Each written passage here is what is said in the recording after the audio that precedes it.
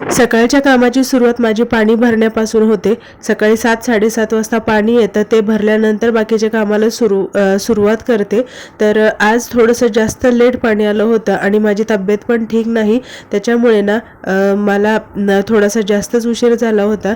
तर पाणी भरल्यानंतर पाणी भरेपर्यंत चहा ठेवला आणि तो थोडासा घेतला, त्यामुळे माझ्या घशाला थोडंसं बरं वाटलं। आणि दुपारी आम्हाला जायचं होतं बाहेर, खूप ऊन पडतं आजकाल, उन्हाळा सुरू आहे, तरी पण काम असल्यामुळे जावं लागलं। आणि उन्हाळा काम तर बनवून झालेलं आहे आणि आता ते फक्त पॅक करून ठेवायचं आहे, त्याच्यासाठी डबे धुवून घेतले आणि मग नंतर बाहेर जाऊन आलो।